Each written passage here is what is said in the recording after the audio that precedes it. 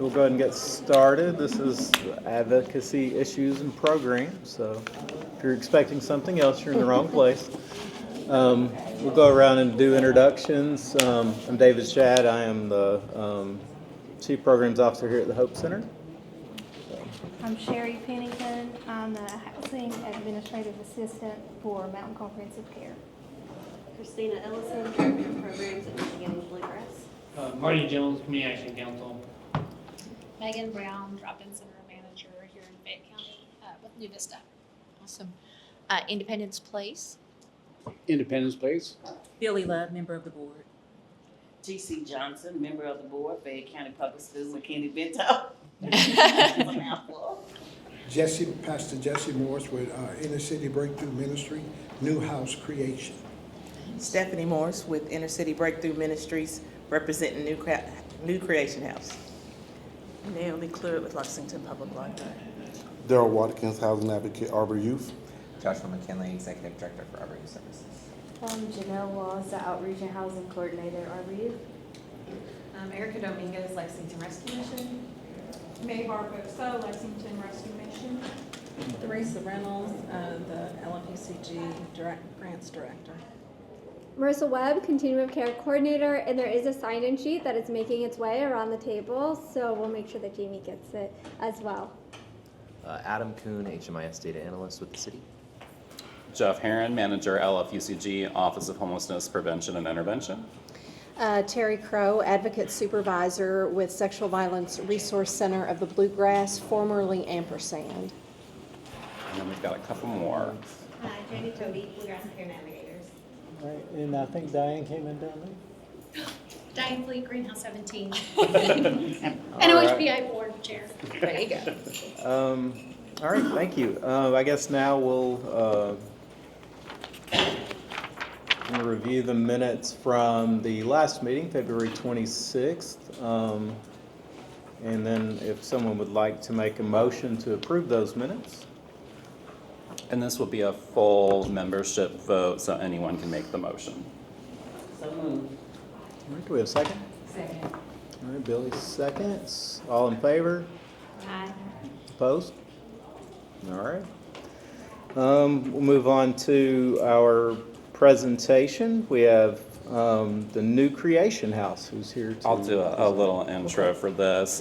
So during our winter shelter, we had originally contracted with a vendor to provide meals, and they did that Monday through Saturday for us. It was definitely going to be a hardship for them to operate 7 days a week because they would incur a lot of overhead cost, overtime, things like that. So we kind of at the last minute were looking for additional vendors. We were lucky enough to find Inner City Breakthrough Ministries. Pastor Jesse Morris and his wife got up every Sunday very early and made enough food for approximately 200 people each week. And from what I hear, some pretty amazing meals. But that's not all the work that they do. They've also recently created a home for individuals that are kind of in transition, trying to work on housing and other issues. That is a pretty supportive environment. It's an affordable environment. And several of our participants from Winter Shelter transitioned to the New Creation House at Exit. Including we had an individual who was kind of on the fence about whether he wanted to pursue that opportunity or not, and got a call late in the afternoon on the day of checkout that he was still on property, and Jesse swooped in and came and moved him into the New Creation House on a moment's notice. So we definitely appreciate everything that they did for Winter Shelter, but also what they're doing to try to help individuals in our community find housing. It takes all different types and varieties of housing as a community for us to meet the needs of all individuals. So we just wanted to let you know a little bit more about what they are trying to do. This is the first home that they are operating, but they hope to eventually expand and operate other homes. We were successful in making some referrals to them for winter, but I think they still have some spaces available. So we wanted them to be able to connect with some of our organizations directly, so you know of this opportunity, and if it's a good fit, that you would have a way to directly connect them with Jesse and the New Creation House. So I'll go ahead and turn it over to you all. Say whatever you would like. We do have an informational sheet that was included in the revised packet, and there's a number of copies, a limited number, that we have if anybody would like to take one of those. Yes. First of all, I'd like to say thank you to Jeff Horn and the board for letting us come to speak to you guys, to tell you a little bit about the New Creation House that we have created at 102 Winters Avenue here in Lexington, Kentucky.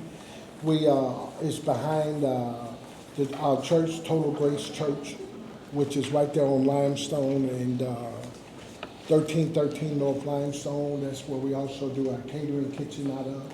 I own and operate Jesse's So Good Barbecue and Catering.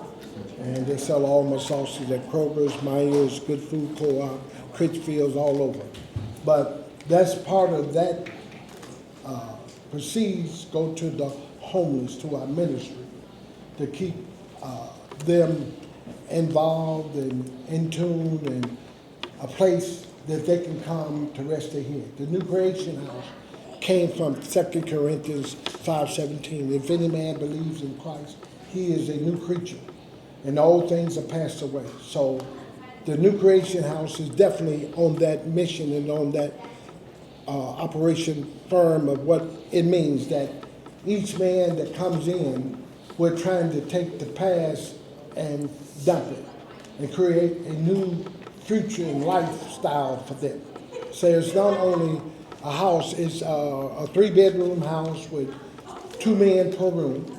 It has its own laundry facility in it, washer, dryer, full kitchen, full living room, a commons room where they can go and be by themselves and talk, a full backyard.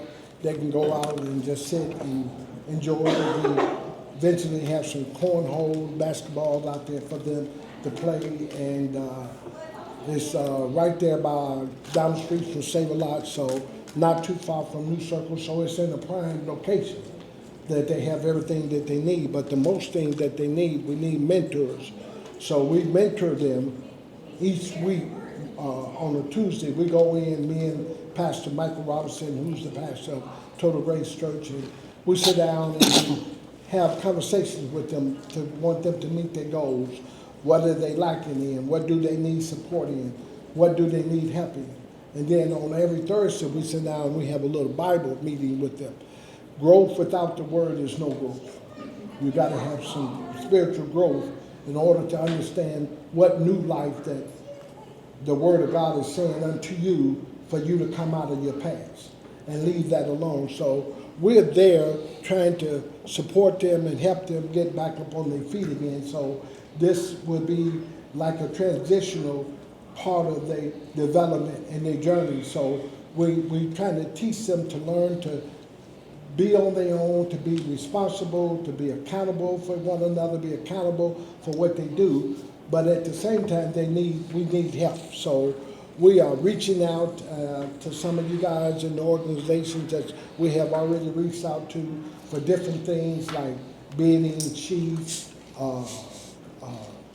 detergent, and stuff like that that will help them to move along. And so the whole point of the New Creation House is to give them a grand foot, so they don't have to be crowded in all the shelters and stuff like that. They can be a little bit more independency. They can learn to do for themselves, and we are also with networking, finding them jobs and helping them find out what they need and what the need is, because we just don't want to put them somewhere and just drop them. We want to be able, when one man goes out to be on his own, we want to move other men in. And we're looking, right now, we're probably about to acquire a women's house for women. So we just need all the help that we can get, the support that we can get. And my wife will be passing out these here to everybody. And so that you'll be able to contact me personally I pick up all telephone calls. I take all telephone calls, and I answer all calls. So if you have something that you might think that could help us, and then I'd like to have your contact to where if I'm in need of something, I can call on you and we can come together and network together and go together and start doing some things together, you know, for the good of Lexington, the people of Lexington. So we get them all over. We have one now that's from Lancaster, Kentucky. So they come from everywhere. So, you know, this is just our beginning of what we're doing right now and trying to do to keep it moving and to keep it going. So we just thank you. You'd like to say anything? I would just like to add that we still continue to feed on Sundays. We still use the proceeds, like you said, from our barbecue sauce sales. So we take like 100 meals and we prepare them and we drive through the city to areas where we know they are. And we just pass out the lunches at lunchtime, and what's left over we of course bring here to the Hope Center and pass out to some of them that are outside. So we will continue that feeding ministry because that's just what God's called us to do. And then like he said, we want to provide the home that we would want to live in for these men so that they can start living a new way and let go of the old way that had them trapped and, you know, disoriented, confused about how life was. So we want to provide a place of peace when they come in. And same for the women when they come in. A place of peace to just take a time out, deep breath, figure it out, start all over, a brand new way of living. Because we understand everybody's background is not the same. People go through many situations in life, and we just want them to come into our place for a new beginning. And that's why we named it the New Creation House, because they can be a new creation and start life all over again in a better way. And we want to help them do that because we genuinely love people. We have, it's 3 bedrooms, 2 men per room, and it's $150 a week or $600 a month, and that helps pay the utilities of the house, help keeps the food, some food in the house, and help them with their living, to learn them to start paying a little of their way as they go. But it's not crowded, it's not a sloppy house. Jeff them, they came with the city and looked at the house. It's a beautiful home, and all our homes will be beautiful, and like she said, like somewhere where we would want to live and lay our head down and get up and see a new day, a new sunshine. Sun is shining, so a new way out. So that's our whole purpose. So anybody like to ask any questions to us that you're more than free to right now? I would like to ask a question, but I am going to make a comment. Thank you for what you all are doing. And I'm just going to tell you, I'm going to put this on the prayer list because we really need housing for women. Yes, yes, that's a great need right yes, now. ma'am, I know. Yeah, that's a great need. We are looking at one, we're looking at one right now, and that will be our next house. And we have one in the back of us that if anybody know a good plumber, I need a plumber. Because I have a house, but we want to put a shower in that house, in that room. It's a garage space that we want to turn into a studio. Right. And it has the existing plumbing, but we need to fit it up to be a studio apartment for 2 men to stay in. Yeah.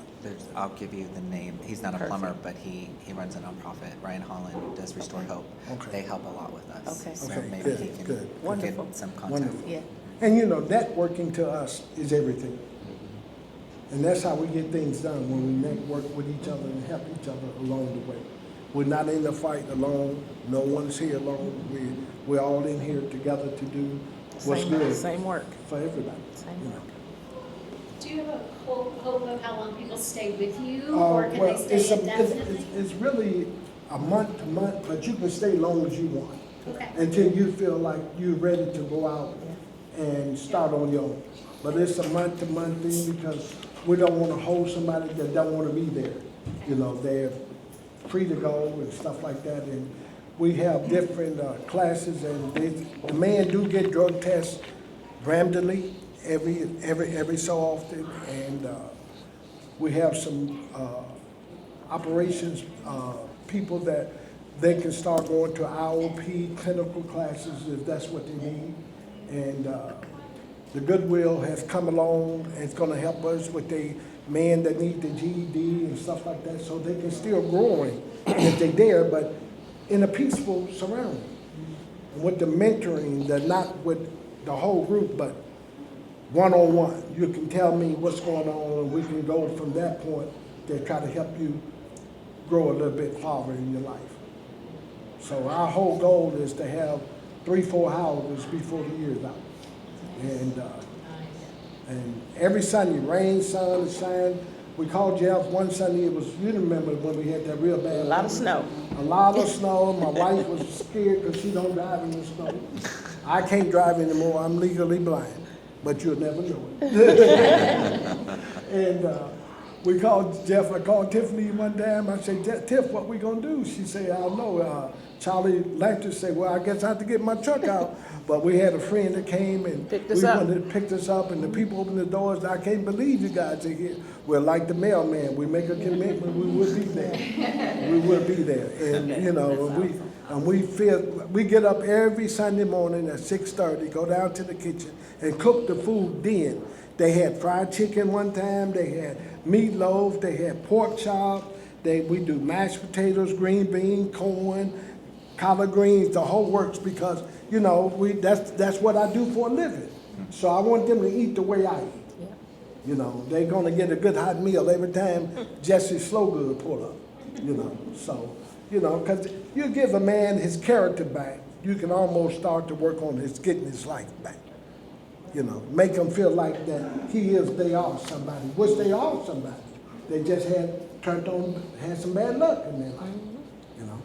I have a couple of questions for you. One, what's your total capacity of bodies and beds? Huh? What's your total capacity? 6 right now. 6? Okay. We have 4. We have 2 beds open right now. So if you know anyone, please get in contact with us.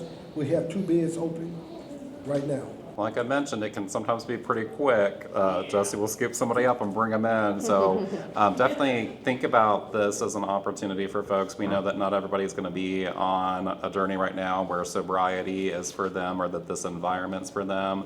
But we also know that, for example, a lot of our folks struggle with being in a shelter setting, being around a lot of people. A lot of our folks are paying money to stay in a hotel, exhausting their funds within a couple of weeks. A lot of our folks are desperate to find a place, and sometimes contracting with less than ideal landlords and getting subpar housing. I can definitely say, having toured this, it's a very nice home. It is furnished. All residents would have things like closet space, dresser drawers where they'd be able to keep their belongings. Each room has a lock on it so that only you and your roommate would have access to the room. So it adds a little bit of extra security. We know a lot of our folks, for example, have to worry about taking all of their belongings with them when they go out from leaving shelter or another environment. I definitely am happy to provide anybody that would have an interest. We have several different documents. We have the application, a copy of the rules for the home, this mission statement. You're welcome to shoot me an email, and I'm glad to get those materials over to you. And Jesse's phone number is here on the house mission statement, but I'm glad to give you any information that you might need. A second, that we would definitely support the development of a women's house. We struggle a little bit more with women's shelter beds right now than we do with men. And particularly if somebody has gotten restricted from the Salvation Army, there may not be a shelter option available for all women in our community. So we would definitely support that as something for you guys to look at as you further expand. And definitely keep us in mind in terms of if there's anything else that we can be doing to support you as you try to embark on this work. Is there other questions or comments for the New Creation House? My only other question is, how are you equipped for handling people with certain disabilities? Our organization specifically works with a myriad of different disabilities. Well, the house right now is not handicapped, but we do have space on the first floor. That's where the bathroom's at, that's where the kitchen's at, that's where the living room's at. We have 2 bedrooms upstairs, but we tried to, people that can't do stairs and stuff, they would take the first floor. Okay, cool. I I just have, like, how long does somebody have to be drug and alcohol free before being eligible? Well, we'd like for them to be at least 30 days. Because I just had one come in, an interview yesterday from one of the shelters in Nicholasville, and he was only clean for 5 days, so he's still going through the rehab. So I'd like for them to continue with a 30-day free. Then we know that they can deal with what the relapse, the after effects come from what they're using. Yeah. What if someone does relapse? If someone does relapse, we brought them to we have one that did relapse, we brought them to the Hope Center. If they can stay with the program 30 days, they can re-enter again. They can re-enter again. We will take them to where they need to go. Yeah, we will take them where they need to go, and we believe in second chances, and let's just keep working on it. You know, you keep falling down, as long as you keep getting up, I'm with you. I've been there and done that. I'm from Chicago, I was homeless, and I've been through the drug scene and everything, but when God picked me up and turned me around, wasn't no looking back. So I understand what they're going through, how the struggle is, how the fight is. They're not talking to someone that ain't been through it, they're talking to someone that's been through it and know the ins and outs of it.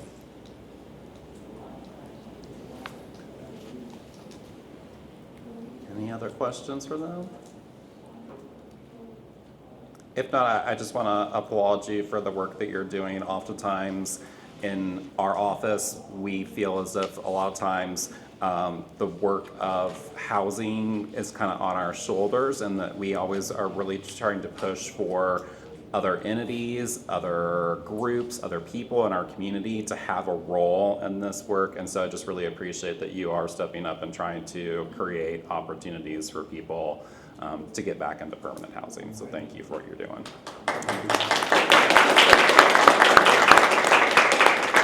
And before I leave, Jeff, not to interrupt your meeting, but go ahead. I'd like to pass each one out a card with my number on it. So you'll have my card, and as Jeff said, if you need more information, he's been so good. They have been so good. Him, Charlie, Tiffany, the whole group has been just outstanding with us. And we're proud to be a part of the city. We'd like to do anything that we can to help the city in so many ways. We really love the city. I was thinking about our people, but. I think I brought it up. Thank you. If not, I got more on the card. Appreciate it. Thank you. Jeff, I know where to find you.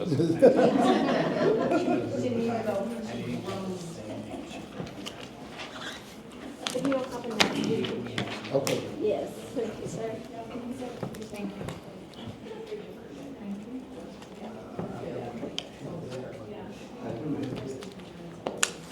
And you all are welcome to stay for the remainder of the meeting if you have somewhere else to go. I purposely try to put presentations at the beginning in case you need to step out. All right, now for new business, we have TC, do you want to give us an update on? Thank you. TC, we're going to see if you wanted to give us an update on McKinney-Vento. This is just my business card. But you can still reach me. Good afternoon again, everybody. Just to kind of, I grabbed the wrong folder. That's okay, I think You're amongst friends. I have too many folders on my desk. Yeah. Currently, I'm also happy to circulate anything after the fact if you have something you want me to put out for email. Okay, I will. Currently, we have 1,067, when I ran the report today, we have 1,067 students that are on our McKinney-Vento list program. I can remember my numbers. 588 of them are our elementary school students. 218, I could believe, are our middle schools, and 200 and something of our high schoolers. I currently have 53 unaccompanied youth that are currently on our list. Those are the ones that I'm most concerned about because they do not have that parental guidance. So we have been actually really trying to make sure that our outgoing 12th graders are connected to our communities. So we have developed a program where we're allowed to work them up until June the 30th. So I have about 12 that have already signed up to actually do that, to work from June the 2nd to the 30th.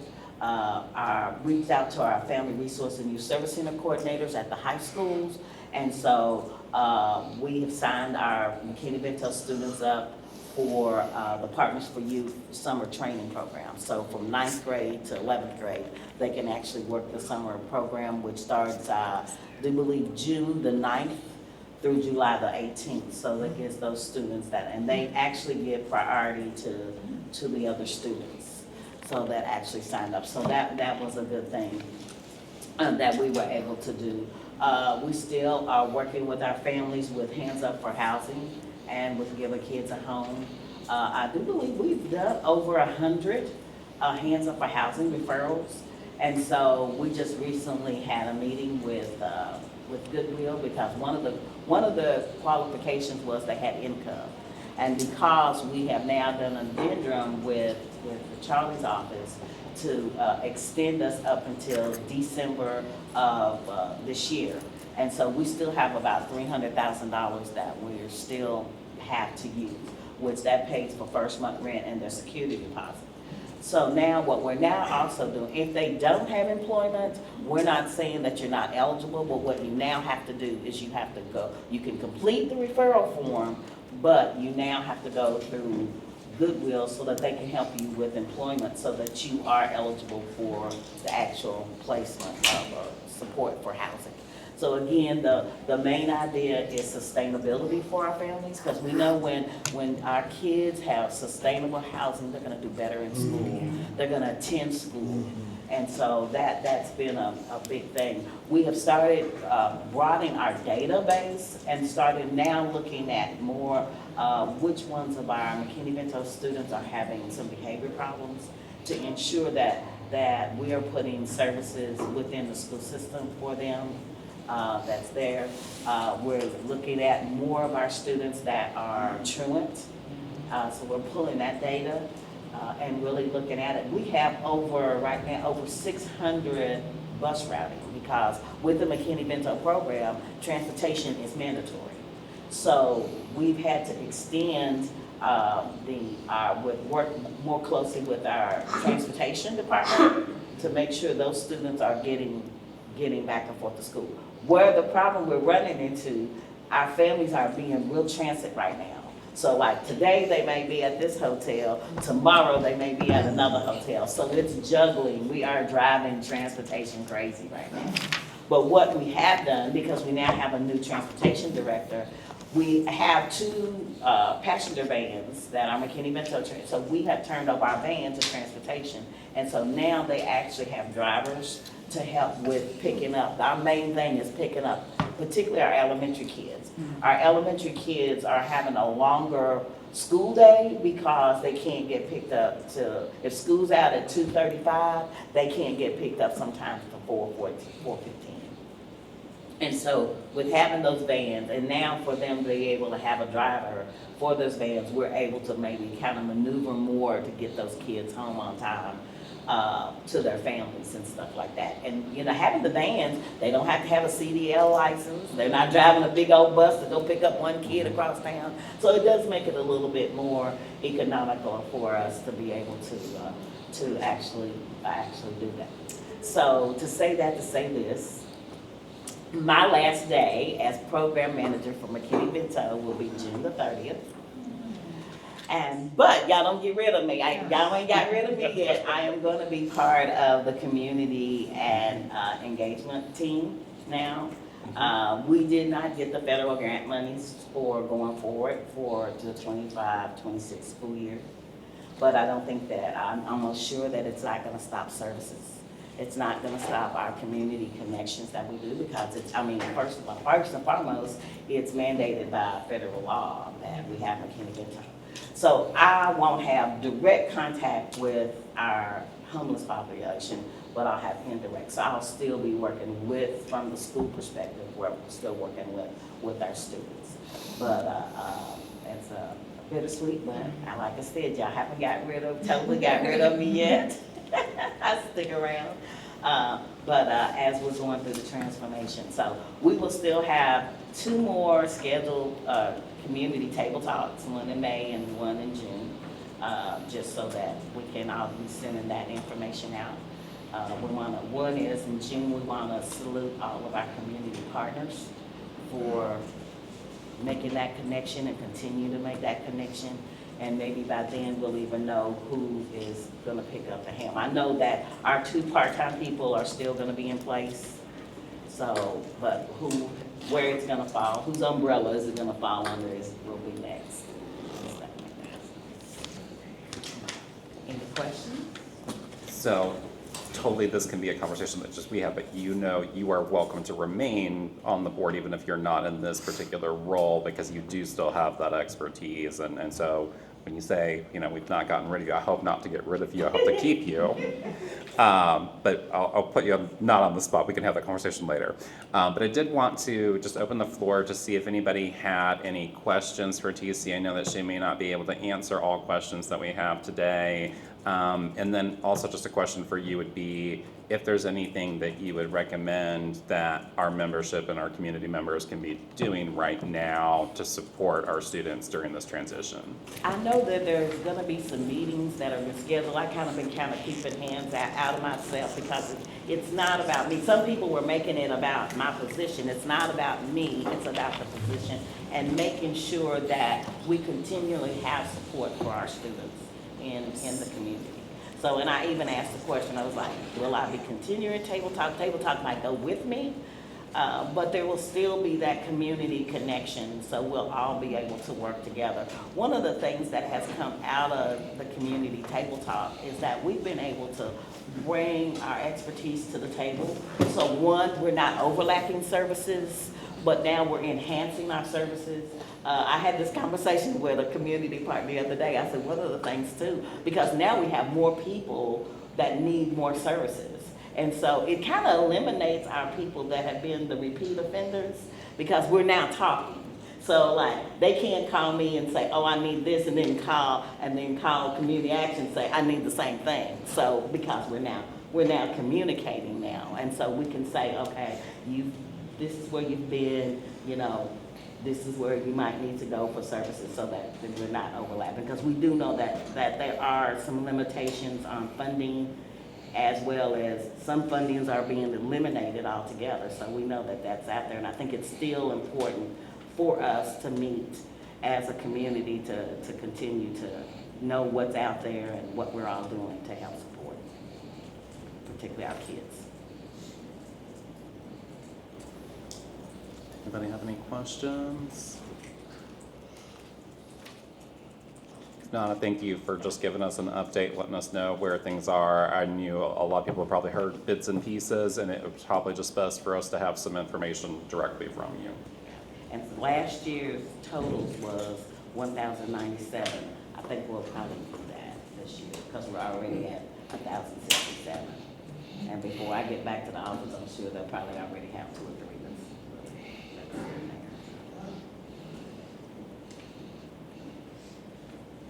All right. Then next on the agenda, we have Theresa Reynolds, Director of Grants and Special Programs, to talk with us about LFUCG's revised home art plan. So we are revising the home art plan.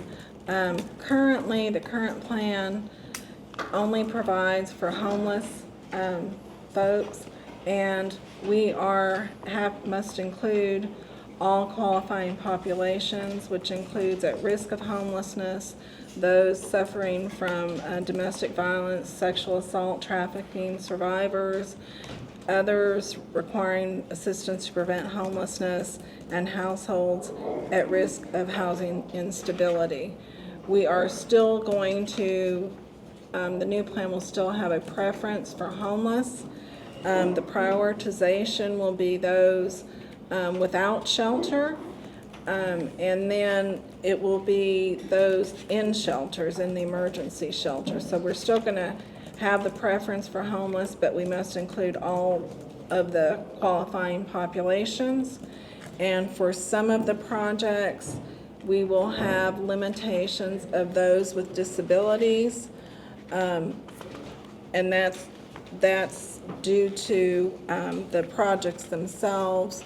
The current projects we have are the at 530 North Martin Luther King, the rental rehab. They're taking the church and rehabbing it into rental units. Then we've got New Beginnings has got 8 units of rental housing. Davis Park has got 6 units. And then the Housing Authority's Pemberton property. So essentially right now these, the referrals are coming through coordinated entry, which is just homeless people. So we are gonna expand that to include all 4 qualifying populations by doing wait lists at the individual properties. And they'll be keeping their own wait list, and we will be doing the prioritization based on, again, like I said, whether they're homeless, unsheltered, or in our emergency shelters. So we just have to revise based on HUD's guidelines and making sure we're in compliance. So that's all the changes. I have extra copies if anybody needs one. We are seeking comments through the end of the month. So if anybody's got any questions, I'd be happy to answer. We definitely want Threes to have an opportunity to update the community, especially our membership, about what's going on with the home art plan as we submit this revision. I want to kind of just follow up on something that Theresa said about right now we are currently operating referrals through coordinated entry, but as we work to incorporate some of those other populations, some of those definitions of qualifying populations are pretty broad. And so we made the decision to switch to wait lists at the individual properties because thinking about the capacity of the homeless system and coordinated entry, right now your obligation is to assess and put persons on the coordinated entry that meet HUD's literal homeless definition.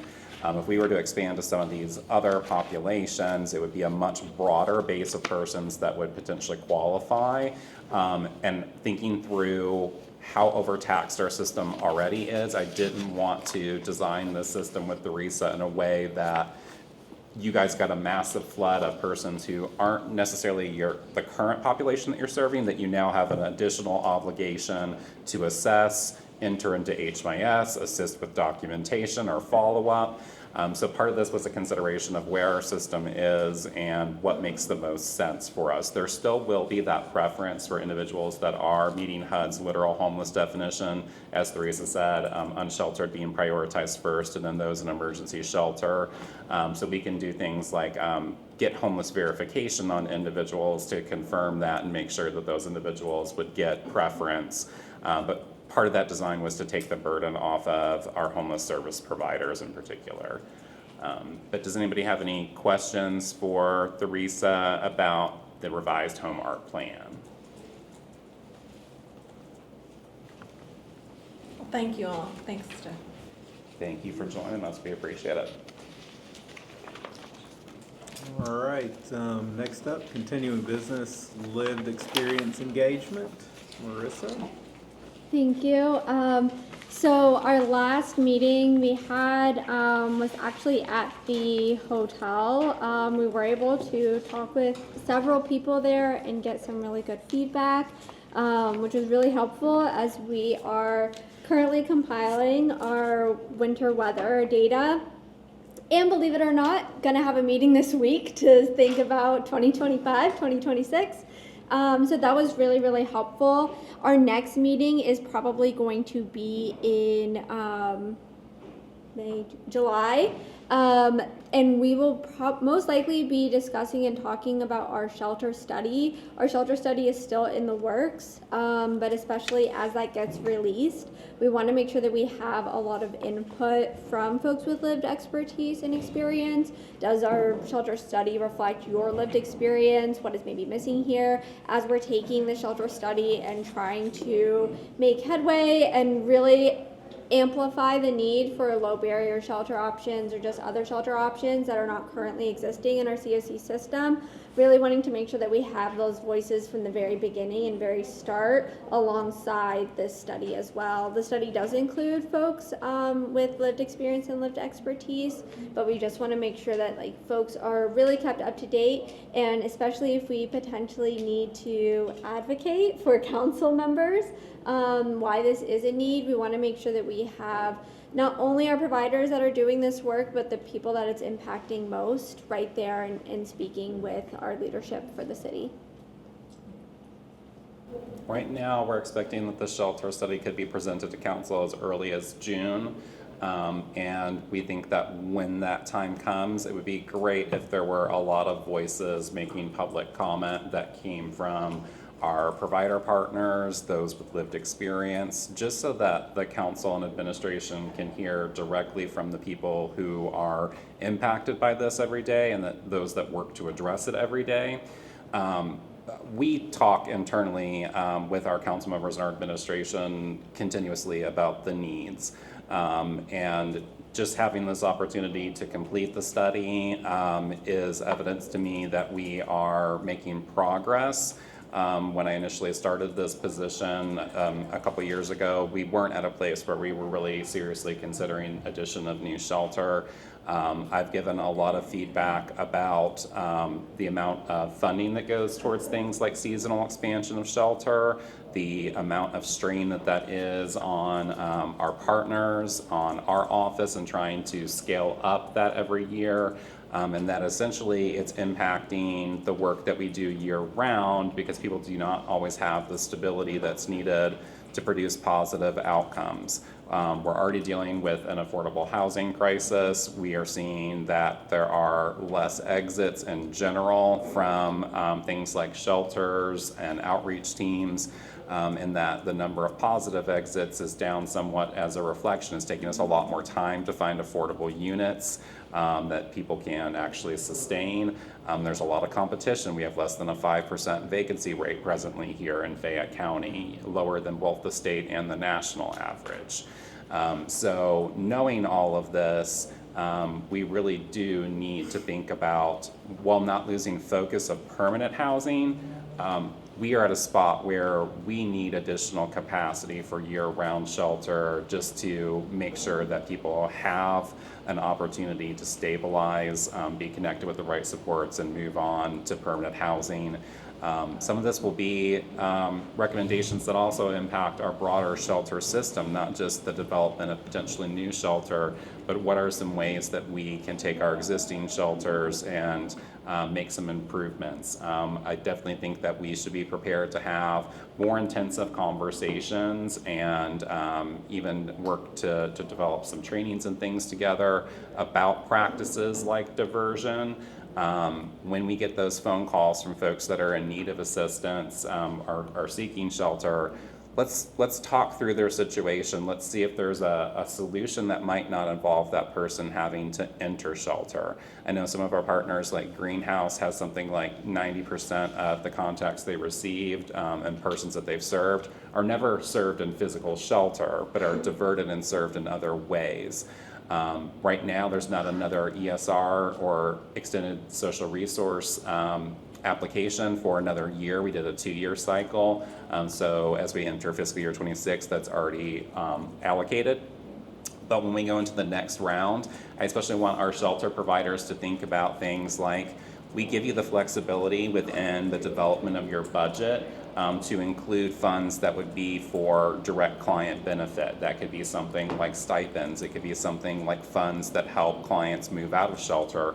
It could even be some financial assistance funds that help someone that's contacting your shelter potentially, if there's a nominal cost that you can serve them with, might help them avoid entering our literal homeless system altogether.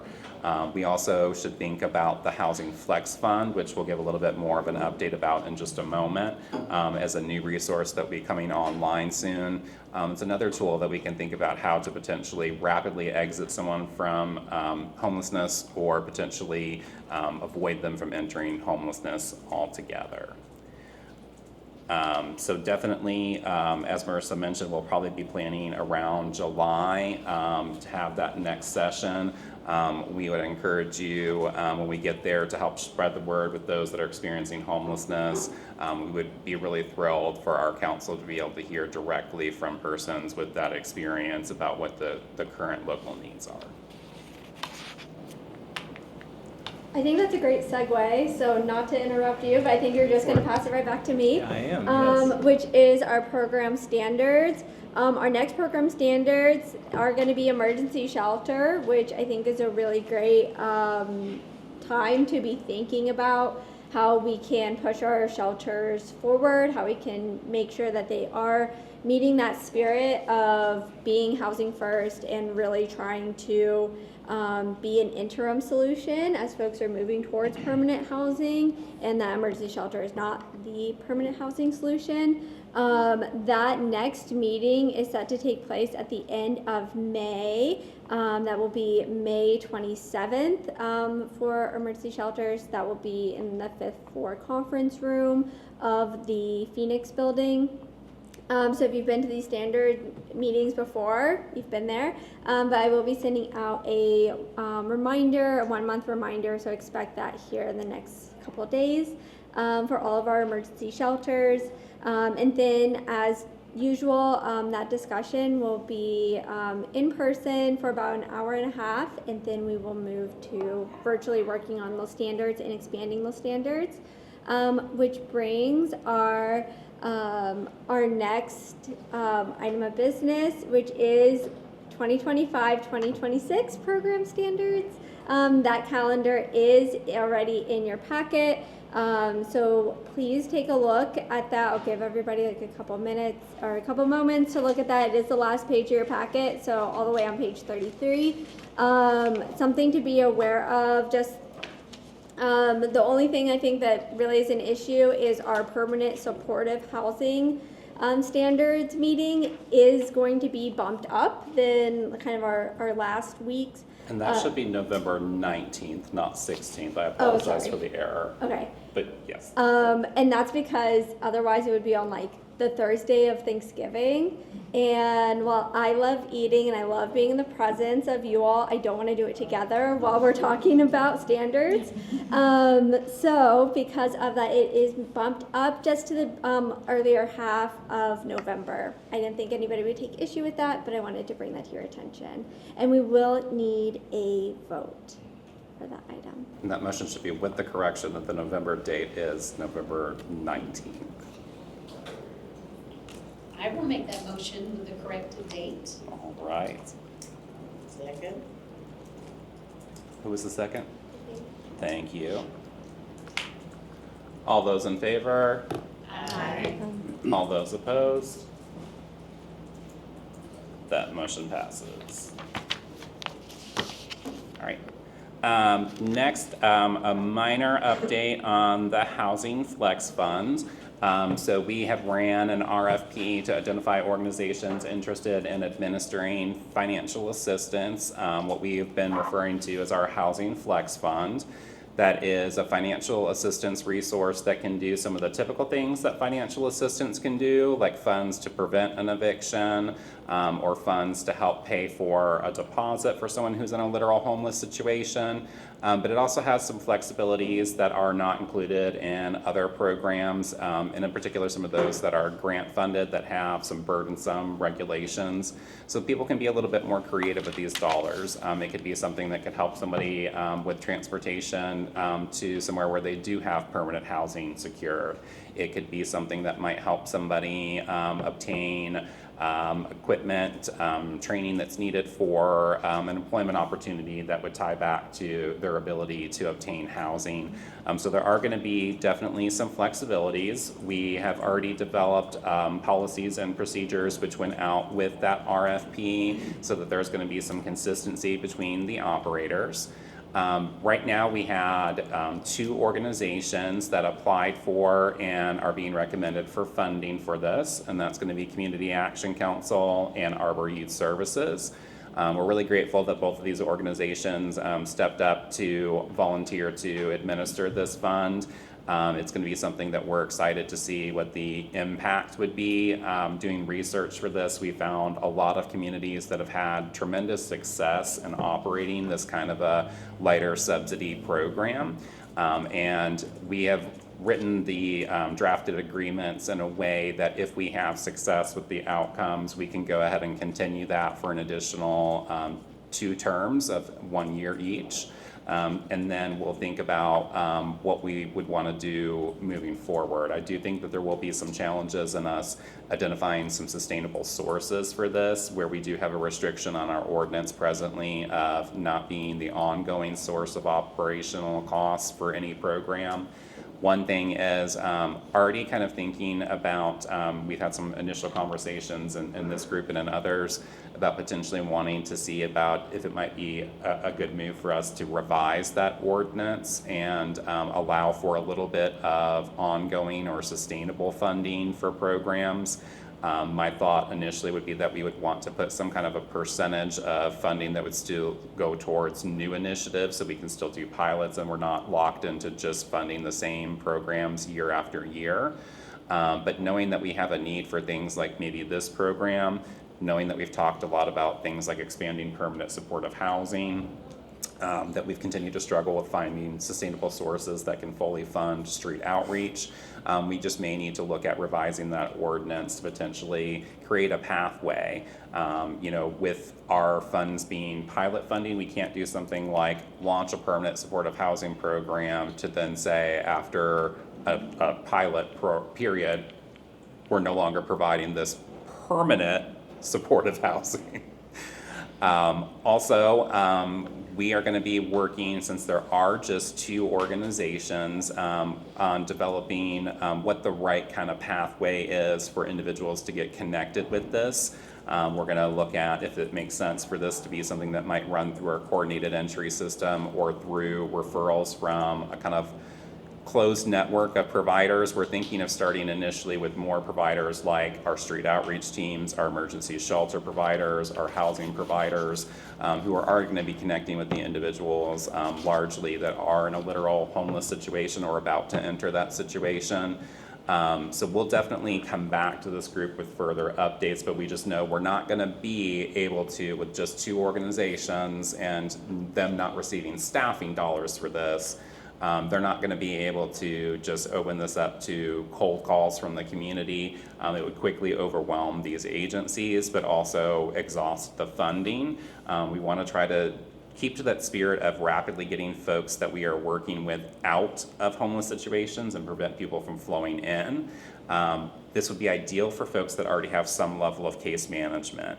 So for example, someone's coming to the rescue mission trying to get access to something like their homeless intervention program. The rescue mission staff identifies something else that would greatly benefit that family. We want to make sure they have a pathway to be able to refer to Community Action or to Arbor. New Beginnings is working with somebody who has transitioned off of one of their housing programs, has contact with them as follow-up, and is at potential jeopardy of re-entering homelessness. How do they get a referral to us to make sure that that person doesn't return to a homeless situation? So we'll be trying to refine that, but ultimately those policies and procedures are going to live in this group. So once we begin operating, any future revisions that we would want, if we want to make any modifications to level of assistance that's available, type of assistance that's eligible, if we want to make any additional changes to the pathways that people can get access, my hope is that we have enough success with these 2 organizations that it incentivizes other organizations to consider administering some of these funds as well. And then another thing that we can think about is if those outcomes are positive, we can also use that in terms of messaging with the public and potentially use that as a way to make use of the Lexington Homelessness Fund that currently sits with the Bluegrass Community Foundation. As we've discussed in the past, that fund does receive donations, but doesn't typically receive donations at kind of the level that was originally intended. Oftentimes, it is a lot of everyday citizens who are making smaller donations, $20, $25, $50, $100. So it's not enough that it's going to meet our entire gap to solve chronic homelessness, as was originally envisioned.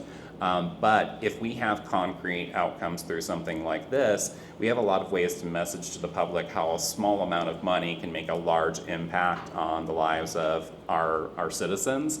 And I think that might be something that could increase the level of donations that we receive and give people confidence that the dollars that they would contribute are going to truly be a benefit or an impact. Right now, we are expecting that those agreements for the Flex Fund should be approved by council this Thursday.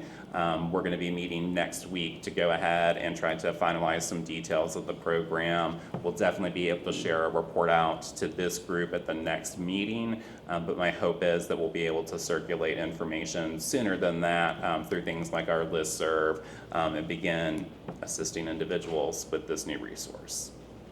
Any questions so far on the Housing Flex Fund and where we're at?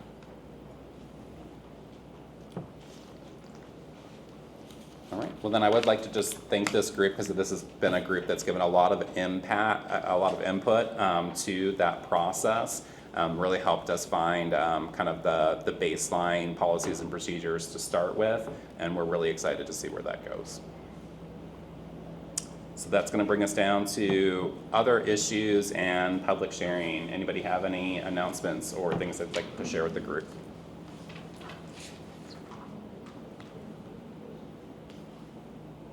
I see you have flyers. Do you want to share? I do, sure. Thank you. I was being a little shy. At Sexual Violence Resource Center, all through April, it's national and state Sexual Assault Awareness and Prevention Month. So we have a month full of various fundraisers and awareness events, and the next one coming up is called Hope Blooms, and it is an opportunity on April 29th to come and make a beautiful bouquet that you take home with you in vases that one of our therapists made and that all of us have painted. So I brought some flyers for that event. If you're interested, I'll leave them here. Tickets are $50 a piece. Thank you.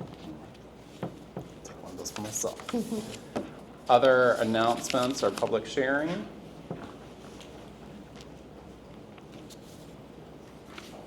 We're a quiet group today. I will add, because weather's got us out of sorts. It was in the minutes from last time. I don't know if y'all know or not, but our new building that was supposed to open, we had a flood 2 days before we were supposed to get the keys. There was a pipe burst on the second floor, flooded the second floor and the ground floor. We had Servpro come in and clean it out. We're waiting on insurance adjusters right now to give the go-ahead to approve the payment for the rest of the work. Originally, they gave a 6-month time frame for completion, but it appears the damage wasn't as bad as we expected. So now they're saying about 6 weeks whenever construction is able to resume. Essentially, they're going to have to go in and replace all the drywall, but that and some other minor repairs. Minor to me because I'm not paying for it. Somebody's insurance is. Yeah, so our hope is that we're closer to that 6-week time frame, and that hopefully will begin next week. So Keep us posted. Glad to have that update because I know when I initially received that news, I was not happy about 6 months. No, our board chair, Kathy Jacobs, met with the people who were doing the construction and said it was not going to be 6 weeks. I don't know what you're going to do, but you're going to do it faster than 6 weeks, so they did. Sometimes it's what you got to do. Yeah, that's right. All right. That's it. Do we have a motion to adjourn? All right. Thank you, TC.